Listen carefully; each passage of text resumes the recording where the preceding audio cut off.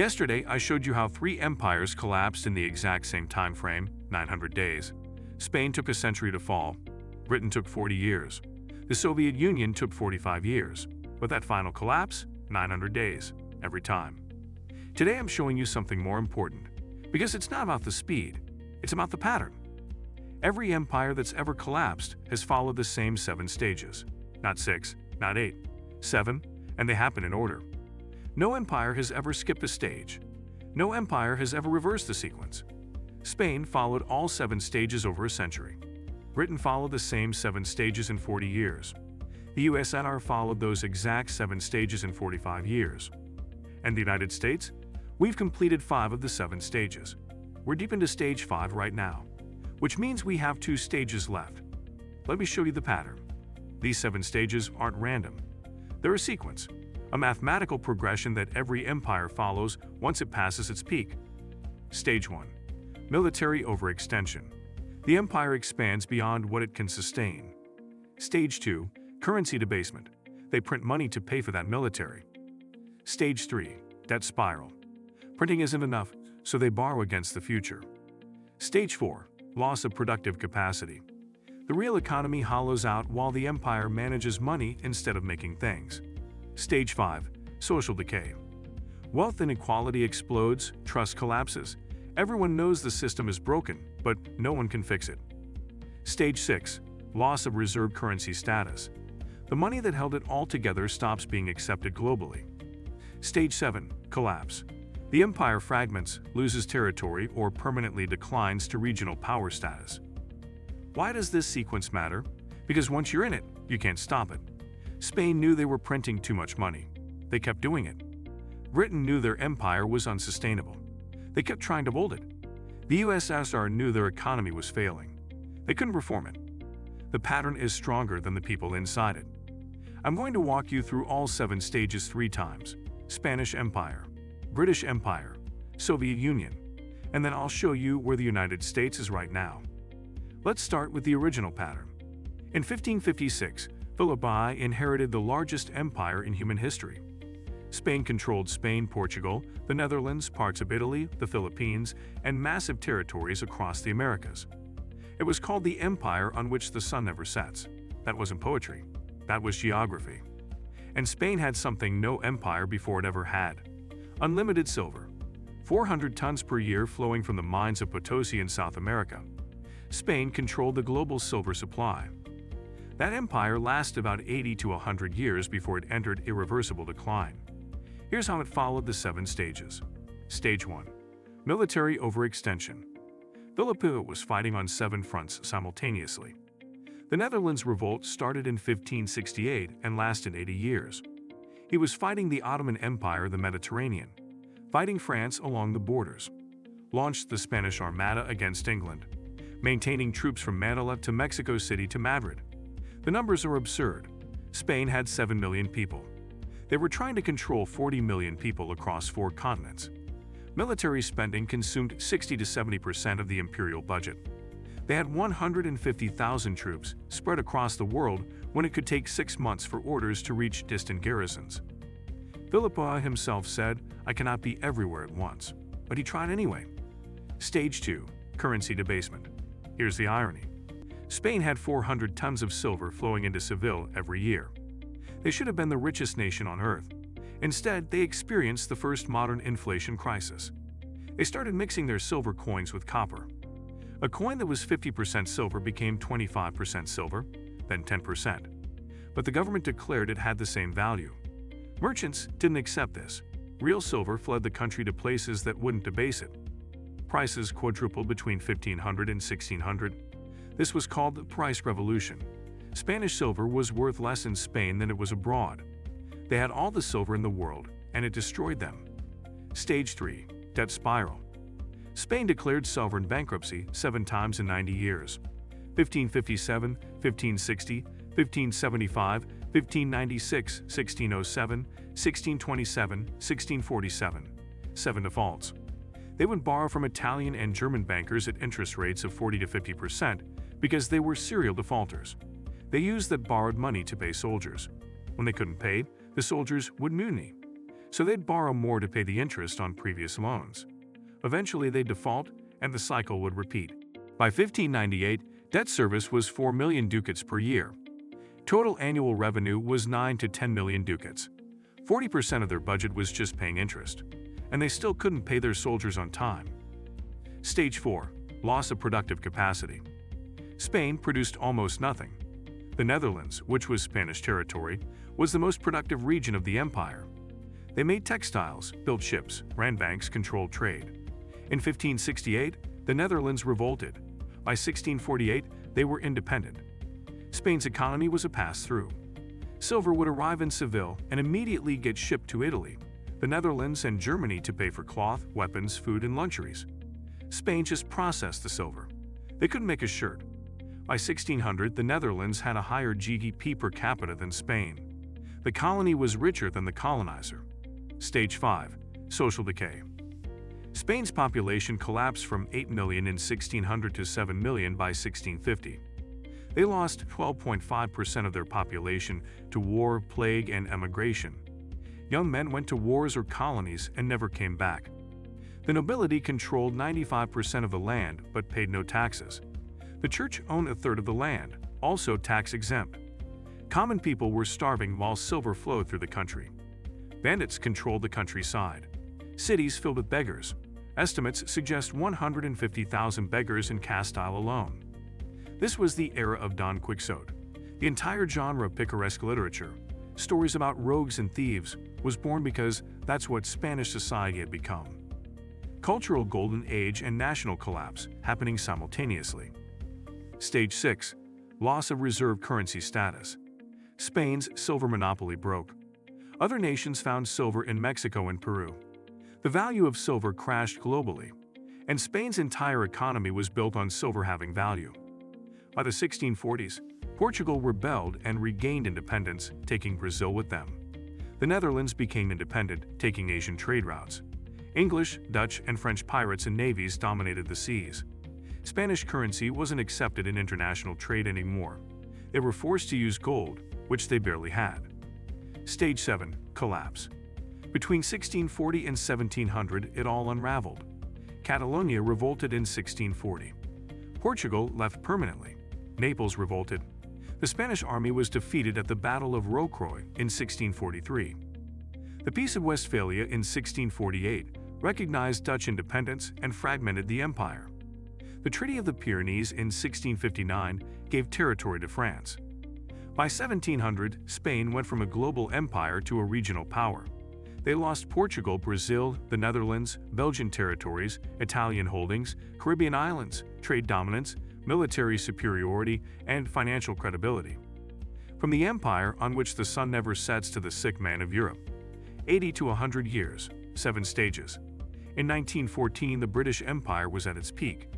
They controlled a quarter of the world's land, 13 million square miles. 400 million people lived under British rule. The Royal Navy ruled the seas. London was the financial capital of the world. They even revived Spain's old phrase, the empire on which the sun never sets. 40 years later, the empire was gone. Same 7 stages, just faster. Stage 1. Military overextension. World War I cost Britain $35 billion. That's $1 trillion in today's money. 900,000 British soldiers died. Another million soldiers from the colonies died fighting Britain's war. They went from being a creditor nation to owing the United States $4.7 billion. They spent the 1920s and 1930s maintaining an empire they could no longer afford. Military bases in Singapore, Gibraltar, Suez, Hong Kong. Policing India's 300 million people. 5 to 10% of GDP just maintaining control. Then World War II. That cost $120 billion, $3 trillion today. 450,000 soldiers dead. Cities bombed. They borrowed $31 billion from the United States under Lend-Lease. Britain made the final payment in 2006, 61 years later. 2 world wars in 30 years. The empire bowled white. Stage 2. Currency debasement. Britain left the gold standard in 1914 to print money for World War I. They tried to return to gold in 1925, Winston Churchill's decision. They were forced to leave it permanently in 1931. The pound lost 27% of its value between 1914 and 1931. Purchasing power fell by 50% between 1914 and 1920. Here's what that looked like in reality. A loaf of bread that cost 5 pence in 1914 cost 11 pence by 1920. A working man's wages doubled, but prices more than doubled. Everyone was getting poorer while holding more money. That's what currency debasement feels like on the ground. They printed heavily during World War I, printed even more during World War II, and kept printing after the war. Stage 3. Debt spiral. Britain's national debt went from 25% of GDP in 1914 to 250% of GDP in 1945. 10 times larger in 30 years. They owed the United States. They owed Canada. They needed Marshall Plan aid to recover. In 1946, Britain took out the American loan. $3.75 billion at 2% interest. They made the final payment in 2006, 60 years of debt payments. The debt service was so massive they couldn't afford both empire maintenance and the new welfare state they'd promised their citizens. Stage 4. Loss of productive capacity. In 1870, Britain accounted for 32% of world manufacturing. By 1913, that was down to 14%. By 1950, 7%. The United States and Germany had outproduced them. After World War II, their factories were either bombed or outdated. Investment went to defending the empire, not modernizing industry. The colonies wanted independence and weren't producing for Britain anymore. Their entire business model was broken. Imports exceeded exports. The trade deficit widened. They used to balance that with empire profits and financial services. Now, both were declining. Stage 5. Social decay. World War II forced everyone to sacrifice together, rich and poor. After the war, people asked why they still had an aristocracy. Labor won a landslide in 1945. They built the welfare state, NHS pensions, education, all new. But food rationing continued until 1954. 9 years after the war ended, people were asking, "We won the war, why are we still suffering?" Industrial strikes. Brain drain as scientists and engineers moved to America. The psychological shift was massive. In 1914, they thought they were the greatest empire in history. By 1945, they were exhausted. Stage 6. Loss of reserve currency status. The Suez Crisis in 1956 was the breaking point. Britain and France invaded Egypt to control the Suez Canal. The United States told them to stop or America would destroy the pound. President Eisenhower threatened to sell U.S. holdings of sterling. Britain was forced to withdraw. It was humiliation. The entire world saw that the dollar was boss now. Before World War II, a quarter of world trade was conducted in pounds. By 1945, the dollar took over. At Bretton Woods in 1944, the dollar became the global reserve currency and the pound became secondary. Countries started dumping pounds and buying dollars. Stage 7. Collapse. The independence wave happened fast. India in 1947, the jewel of the empire, lost. Burma and Ceylon in 1948. Ghana in 1957. Nigeria in 1960. Kenya in 1963. Singapore in 1965. Between 1945 and 1965, Britain lost 92% of their empire. From 13 million square miles to about 1 million. They kept some islands, Gibraltar, a few territories, but the empire was gone. Britain went from global empire to island nation, a regional power, a NATO member junior to the United States. They call it the special relationship. That's the polite term for we follow them. 40 years from World War I to empire lost.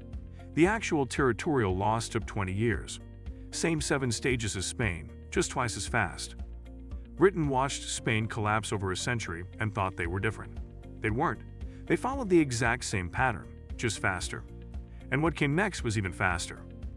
In 1945, the USSR emerged from World War II as one of 2 superpowers. They controlled Eastern Europe. They had 30,000 nuclear weapons. They were America's rival for 45 years, the workers' paradise, the scientific alternative to capitalism. 45 years later, it was gone. 900 days for the final collapse. Same 7 stages, even faster than Britain. Stage 1. Military overextension. The USSR maintained 5 million active troops, 30,000 nuclear weapons, bases across Eastern Europe. They supported Cuba, Vietnam, North Korea, Afghanistan, African nations, Middle East allies. Defense spending was 15 to 25% of GDP. The United States spent 5 to 7%. The USSR's GDP in 1989 was $2.7 trillion. America's was $5.9 trillion. The Soviets were spending on military as much as the US with half the economy. The math didn't work. The Afghan War from 1979 to 1989 cost $15 to $20 billion per year. They couldn't afford it. Stage 2. Currency debasement. The official exchange rate was 0.6 rubles to $1. The black market rate was 10 to 20 rubles to $1. The real rate by 1990 was over 100 rubles to $1. The government set all prices. Official inflation was listed at 2% per year. That was a lie. Real inflation was hidden by shortages. You can't measure inflation when things don't exist to buy. Invisible inflation. They printed to pay for the military, subsidies to Eastern Europe, the space program, and social programs. But there were no goods to buy. Savings became worthless, proven when the USSR collapsed in 1991. Stage 3. Debt spiral. In the 1970s, high oil prices made the USSR rich. They exported oil for dollars and used those dollars to import grain and technology. Debt was manageable. Then oil prices crashed in 1986. From $35 per barrel to $10, Soviet revenue collapsed. They still had to import grain because their agriculture had failed. So they borrowed from the West. Soviet debt went from $23 billion in 1985 to $70 billion by 1991. Western banks said no more loans. They couldn't borrow. They couldn't pay. Stage 4. Loss of productive capacity. Official GDP growth was listed at 2 to 3%. Real GDP growth was probably negative. Industrial output was declining. Their technology was 20 years behind the West. The USSR produced excellent military equipment and raw materials, oil, gas, minerals, but they couldn't produce consumer goods. Here's the absurdity. They could build nuclear submarines that stayed underwater for 6 months, but they couldn't build a television that worked for 6 months. They put the first man in space in 1961. But by the 1980s, grocery stores had empty shelves and people waited in line for hours to buy toilet paper.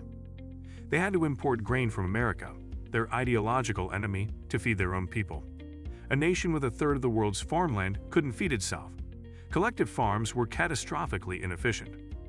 The ratio of workers to retirees went from 5.1 in 1960 to 3.0 by 1989. That's a demographic time bomb. Stage 5. Social decay. Alcoholism was epidemic. Gorbachev tried to ban vodka and failed. Life expectancy was declining, the only developed nation where this was happening. Corruption was endemic. Everyone stole because they had to. The black market was larger than the official economy. No one believed the propaganda anymore. Glasnost in 1985 meant openness, which led to people complaining openly. Perestroika meant restructuring, which created chaos. Chernobyl in 1986 proved the government lied, and everyone knew it. The Baltic states wanted independence. Ukraine had nationalist movements. Other republics were asking why they were even in this union. Trust in the Communist Party hit zero. Stage 6. Loss of reserve currency status. The Berlin Wall fell on November 9, 1989.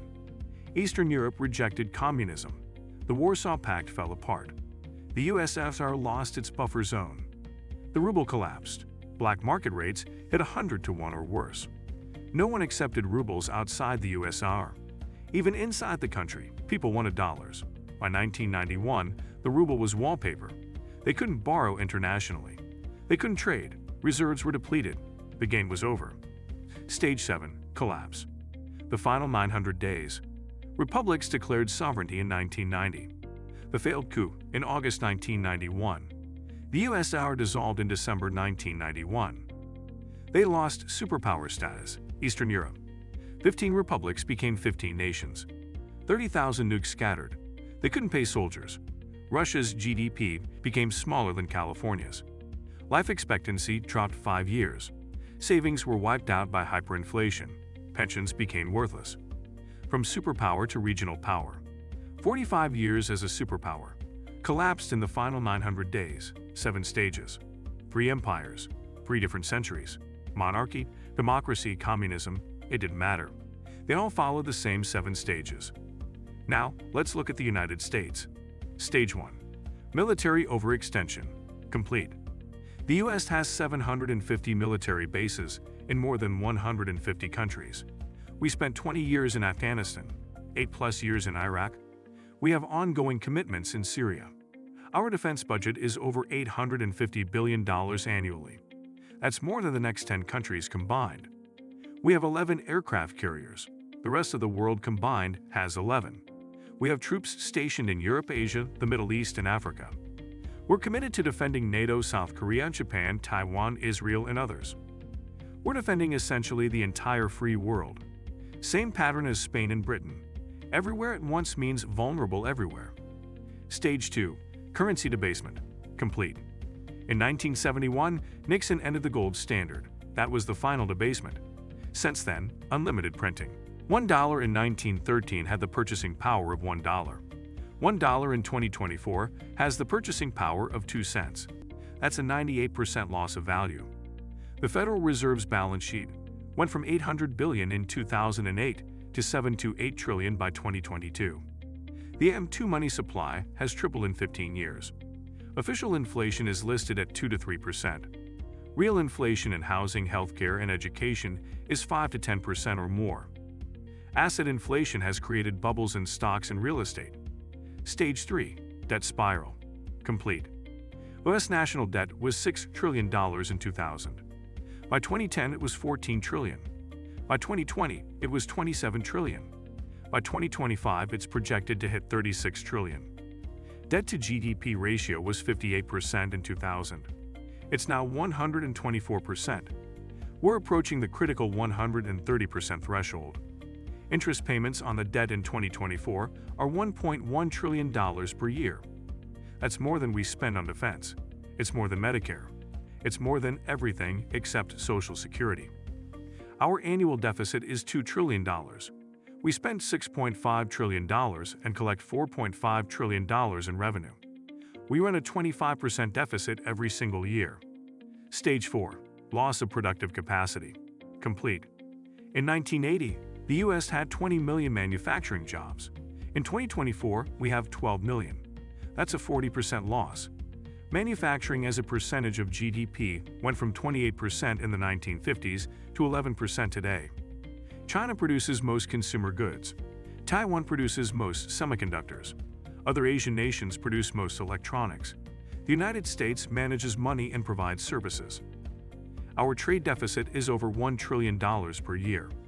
Imports exceed exports. We've run this deficit for decades. We balance it with dollar reserve status. When that ends, we can't afford the imports. Spain had all the silver and produced nothing. The U.S. has all the dollars and produces less and less every year. Stage 5. Social decay. In progress, we are here. The top 1% owns 32% of all wealth. The bottom 50% owns 2%. Wealth inequality is worse than the 1920s, right before the Great Depression. The middle class is shrinking. Life expectancy is declining, just like the USSR in the 1980s. Here's a number that should shock you. More Americans now die from drug overdoses every year than died in the entire Vietnam War. Over 100,000 opioid deaths annually. Deaths of despair, alcoholism, suicide, drugs are at crisis levels. Trust in institutions has collapsed. Congress has approval ratings below 20%. Media trust is at all-time lows. Political polarization is extreme. We can't agree on basic facts. Red versus blue states feel like different countries. Infrastructure is crumbling. Tent cities of homeless are visible in major urban areas. Medical bankruptcy is the leading cause of personal bankruptcy. The average American can't afford a $400 emergency expense. Everyone knows the system is broken, but no one can fix it. That's Stage 5. Stage 6. Loss of reserve currency status. Early warning signs. We're not there yet, but the signs are appearing. The dollar's share of global reserves has dropped from 71% in 1999 to 59% in 2024. It's declining steadily.